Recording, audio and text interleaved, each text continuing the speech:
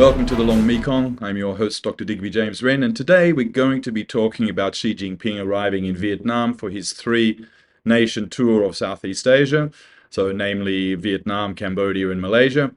And this, of course, is in the midst of an ongoing trade war, which has not turned out very well for the Americans. Donald Trump, of course, crashed the markets. The dollar going down, markets going down, but they've somewhat recovered in the last week following his 90-day reprieve for most countries, except, of course, for China. And so here we are. Xi Jinping's arrived in Vietnam. And is it a charm offensive? No, not really a charm offensive. I mean, every foreign visitor's tour of a country is a charm offensive, unless it's specifically for crisis management. And so is this crisis management? Is it a crisis? Now, we just remember that in 1997, China came to the rescue in the Asian financial crisis. So that was a crisis. 2008, the global financial crisis. So that was a crisis. So is this the 2025 tariff crisis?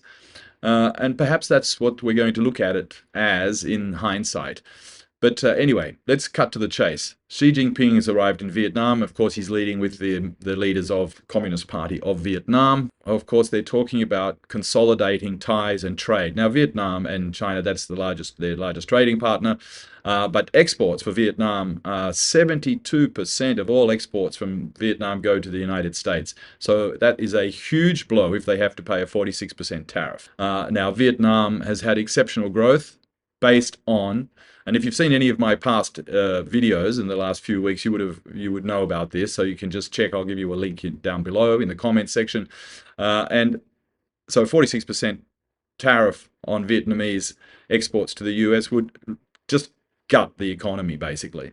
So now Vietnam, which allowed itself to do this because, of course, it's delivering benefits for the country and for the people. But it was always on the premise that it was counterbalancing China, and that was part of the US grand strategy, of course, and that why, of course, the Vietnam War occurred in the first place.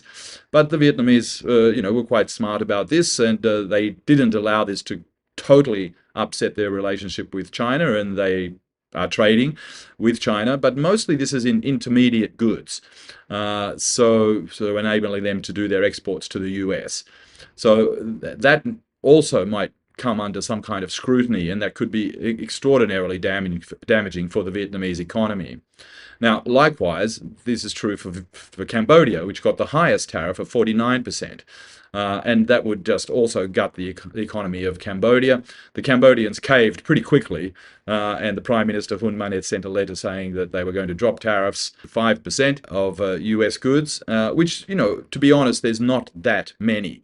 It's not the numbers here are not that great, but for a country like Cambodia, it's a massive blow, and some estimates were about 1 million jobs, especially coming out of the garment industry, and that is mostly where women are employed. So a lot of families would lose half of their incomes, or at least half their incomes.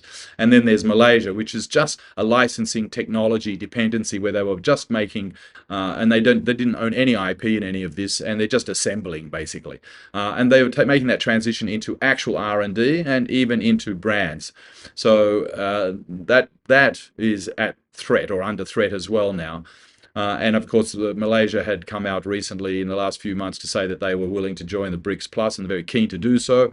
Anwar Ibrahim has been very proactive inside ASEAN, and he's worked, as I've said before in my other videos, he's worked very, very closely with Hun Sen, the Senate President, former PM, now Senate President and father of the current PM Hun Manet, and he's also worked very closely with Thaksin Shinawatra and his daughter, who is now the Prime Minister in Thailand. And that has been to stabilize the Gulf of Thailand, which we all know gives out to the South China Sea, of great interest to the Americans, of course, always trying to create problems there. And then, of course, to stabilize Myanmar. And that has been quite effective, except for the earthquake a couple of weeks ago, which, for Myanmar, that is a major disaster. And Myanmar also was put under a tariff regime, an enormous tariff regime from the US. And I don't see how this can be considered to be, humanitarian or compassionate in any way. But then again, Donald Trump and the two factions that run his cabinet, the neocon faction and the less neocon faction, don't really seem to care too much about that. But when they realized that it was going to destroy the markets if they kept doing it, they quickly flipped and went to the 90-day window for everybody to negotiate. Well, that's the excuse anyway. And let's see what's going to happen. But in the meantime, they didn't do that for China until that was 3 or 4 days ago, when they said, hang on a second, we're going to make an exception. There'll be a 20% tariff, but there's an exception for everything that's imported into the US that's basically made or controlled by US companies. So Apple's the big one in there, because there was all this talk about iPhones being $3,000 in the US. Well, that would just kill Apple. And so this tour that Xi is on is going to make a very big difference, because what he's doing is not really a charm offensive, it's consolidation. They're consolidating the arrangements that they have with ASEAN. It's the biggest trading partner in China, and that is the biggest trading partnership in the world.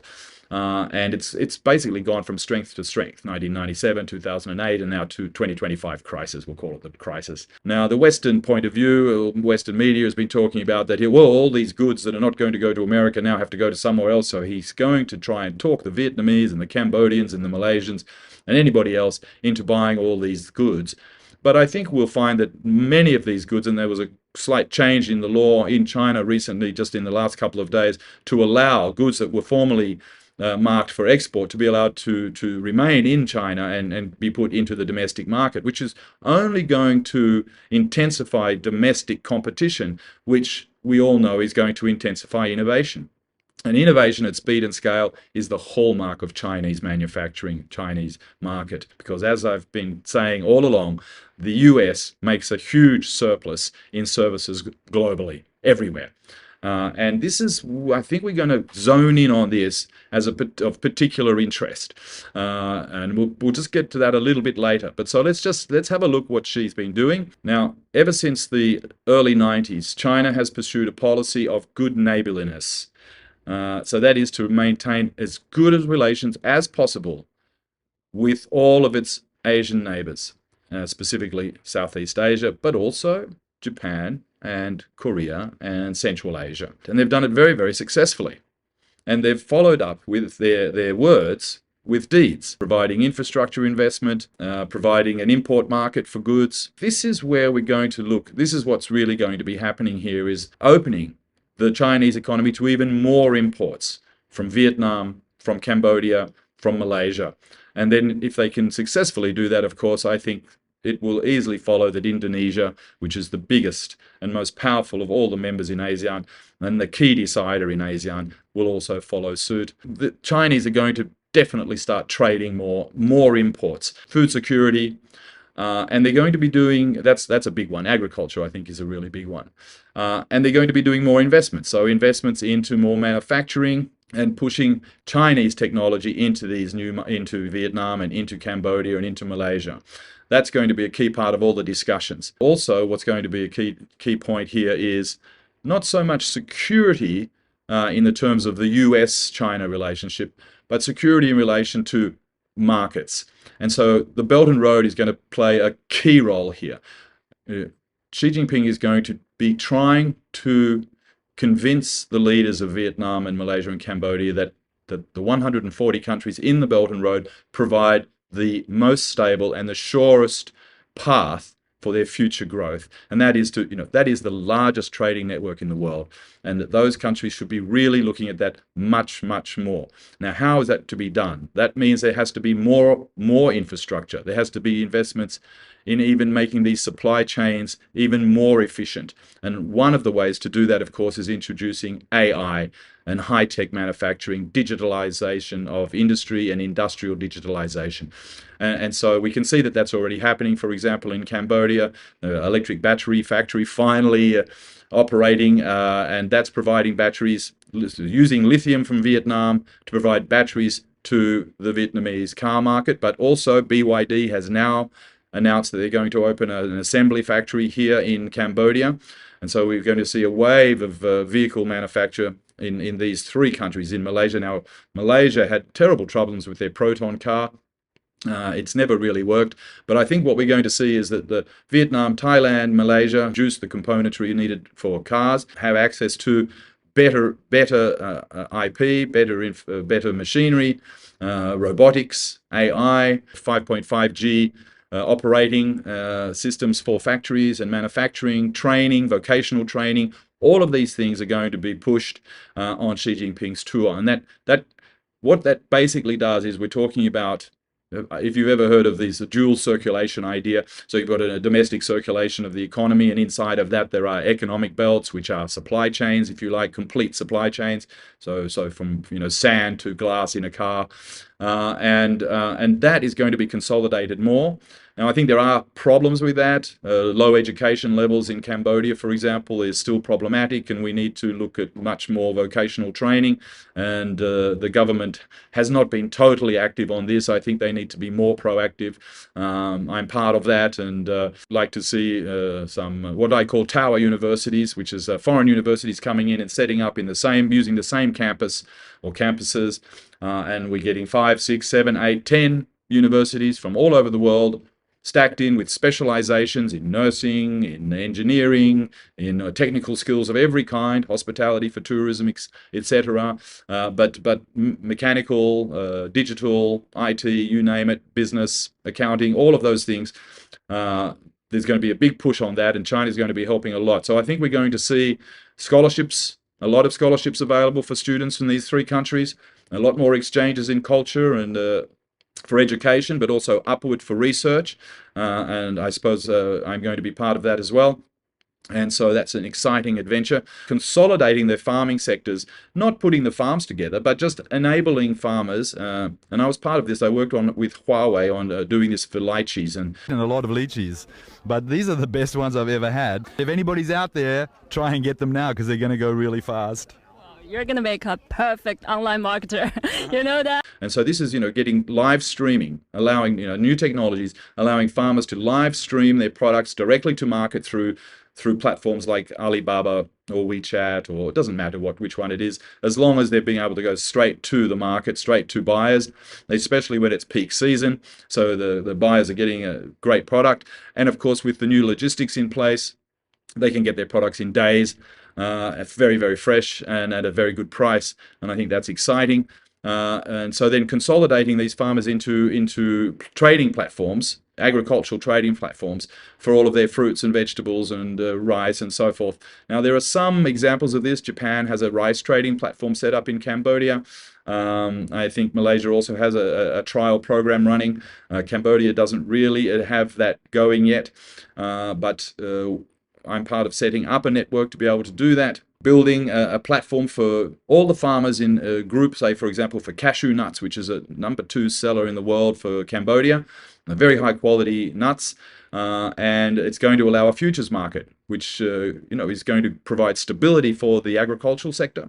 And then what needs to be done, and then this is what Xi Jinping is going to be talking about, is opening up the hinterland, electrifying areas where these cashew nuts are found, and do the processing locally. So this is part of sustainable and green BRI and production. And so then you can use the waste product to put it back into the soil or for other things. And very much the IKEA model, moving your factory right to the forest, basically, and then putting all of your waste product back into the forest where it can be. And if it can't be, then it's used for biomass energy for production of power and electricity, or it's used in another way to create other kinds of products. So, for example, the powder and the sawdust and things like that can be packed into and made into boards and other kinds of products. So this kind of processing is where China is very advanced in this, and it can help enormously with Vietnam and Cambodia and Malaysia, and then of course the other ASEAN countries. And I think this is what we're going to see, this kind of cooperation and just value added, lifting up the possibilities for these countries and bringing them up into middle income economies and less reliance on the US. Now, the effects of the US, after 90 days, how much are these countries going to negotiate with the US in relation to their exports? And the answer is they've got to try and offset as fast as they can any damage that this is going to cause. And so this is really the basis of all of these conversations that Xi Jinping is going to be holding. Vietnam, Cambodia, and Malaysia should drop their tariffs on things that are really products and goods that are really important to their economic growth. And that means instead of importing ICE vehicles from the United States, dropping tariffs on that, okay, but then drop tariffs on electric vehicles as well, and on bikes, and make that transition to electric bikes. Although I do see the transition happening, and in Malaysia as well, but this needs to happen faster. And the best way to do that is to start dropping all of the import duties on all of those sorts of things. So electric vehicles, on renewables, on battery packs, all of those things needs to happen as quickly as possible. So at the same time that you drop those import duties and tariffs on US goods, you drop them on all of the other goods as well that are actually going to accelerate the growth in your economy. It can be done in a staged way, and I think that's going to be part of the discussions with Xi Jinping as well. And this is going to be a major move, I think, for at least the next cycle, so 3 to 5 years. It's going to be a very exciting time. And, I've heard some voices in the US talking about war, and I don't think the US can afford to fight any wars whatsoever. It's just not going to happen. This is not the major concern. The major concern is services. And so one of the other top items for discussion with Xi Jinping is going to be about services. How to remove the US services out of the economies not totally remove them, but the reliance on Facebook, the reliance on Nvidia, the reliance on Apple and its software and its cloud, the reliance on Amazon. These are services. And so that we're going to have to move away from that. And so direct payment platforms is going to be so important. Cambodia has Bacon, and that has to be integrated better. So now, of course, the situation is that you pay in with a credit card, and then you can use the payment service in the country that you're in. So you can use Alipay or WeChat. It's accepted by merchants in these countries. But you can't use it directly with your yuan or other currencies, and so that's got to change. So in other words, if you're a Chinese tourist and you arrive in Cambodia or in Vietnam, or a Vietnamese tourist and you arrive in Cambodia, you don't need to use your credit card and top up the account and then use it in that country. You just use it like you would normally use it, and the exchange is done directly. So this can be done through the banking system, through the SIPS platform that China has, and other platforms that have been set up by Indonesia and Malaysia and Vietnam. They already have these systems. They just need to make sure that they work in the same system. And this is going to avoid having to use the dollar. And then the other thing, of course, is to have their own platforms for sale. So look, Grab and Alipay, and others, PassApp here in Cambodia. Those are going to be, I think we double down in investment in those, and then all of ASEAN can operate right across ASEAN without any problem for payments, and you don't have to use a credit card, especially Visa or MasterCard. So move away from that. Instead of 3%, 4% charge on all these transactions, you're going to go to much, much cheaper. It's going to be 1% or 2%. That's going to save an enormous amount of money, and that's going to go back into the economy. Now, tourism is going to be huge because tourism provides direct inputs into the economy. I mean, somebody arrives and they spend $1,000. It goes straight into the economy, especially the local economy, restaurants, buses, transport, entertainment. It's into the economy immediately. So tourism is going to be a huge push. And who has the most tourists in the world? And they love to go to Asia. And so Chinese tourists are going to be flooding through Southeast Asia. I think this is clear. I think Australia and New Zealand be very wise to jump on the bandwagon for this one. Same for Japan and Korea. It makes sense. It's going to revitalize their economies almost immediately. Now, we also need to see this happen in education. And I mean also all the RCEP countries, Japan, Korea, all of them need to be thinking about services in education for countries like Vietnam and Cambodia and Malaysia. That is clear as well, and that pumps money into their economies. It improves uplifting their education, as I talked about before, especially vocational training in the first instance, and language training, because so many Vietnamese, so many Cambodians do not speak a second language, and that needs to change. And if they do, if they are well educated, they speak English, and so then they kind of carry all these biases with them, and they tend to just consume English language media, English language everything, and of course they then start taking on these ideas, cultural hegemony, and so that also it needs to change. And so I think we're going to see a cultural shift, a real social, cultural, educational shift happening in ASEAN towards more openness to its partners inside the bloc and inside RCEP. And this is going to also help save them from the tariff regime that the Americans are introducing. And look, just the clear fact that the Americans are trying to extract as much wealth as they can out of the entire world to pay their debts and to sustain their power. And it's really, I think, at this point turning into almost desperation. I think we can see that it is desperation. And the interviews that have been given by the cabinet, of Trump's cabinet and Treasury Secretary in particular, they just sound desperate and confused. And so I think this is the right time for Xi Jinping to make this tour and to push all of these points and to strengthen all those relationships. And then this is the time when all these countries in ASEAN want it to happen. So it's the right time. The red line is still the Philippines. I've made my views clear about Bongbong Marcos in previous videos. Philippines is the most underperforming economy in ASEAN.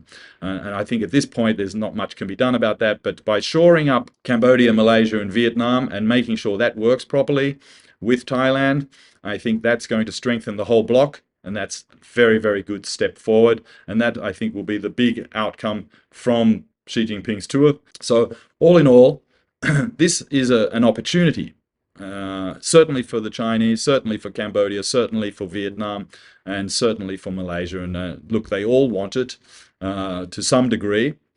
Vietnam, of course, still is going to try and leverage their position controlling the access to the sea and to the South China Sea.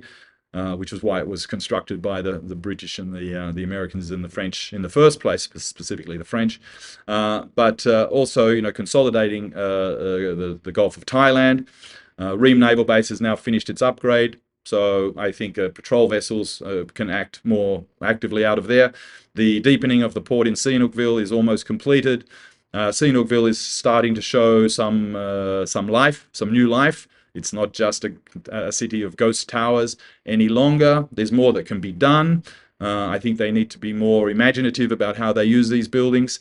Some of them don't need to be knocked down. They can just be repurposed. And I've heard some very, very good ideas, for example, in vertical farming and other things like that, but using them for education purposes, just repurposing them. Whether or not the owners and the leaseholders like it. If they're not going to invest to finish these buildings and they're going to stay in that condition, the government needs to act more decisively about that and not worry too much about whether or not a Chinese investor is going to lose a few $1 million out of that. And I think that can be a discussion with Xi Jinping as well. And I think this was all sort of set in motion in the Boao Forum. There was a lot of discussion about how this would happen, and so Xi Jinping is arriving with a clear plan to make this happen, and I think everybody's really keen to help him make that happen. And it's going to consolidate China's position, but China's position is the stabilizer. It stabilizes the entire region and the economies of the region and their security as well. And the Americans are going to be screaming that they need to act and spend more money on military, which is exactly what got them into this mess in the first place. And that's what is also causing the grief with the Philippines economy. And I think Vietnam is now, pretty well going to see that hedging and balancing the way it has is not going to work any longer. They've agreed to the rail connections with China. That's ideal, and that needs to be more rapidly done. All those connections finished. The highway connections need to be finished. The power grid connections need to be finished. And we want to see more renewables happening. All of this is going to be outcomes, the key outcomes from his 1 week tour of those 3 countries. And I suppose we'll come back and have a look at this next week. Thank you for your attention. I'll see you again very soon.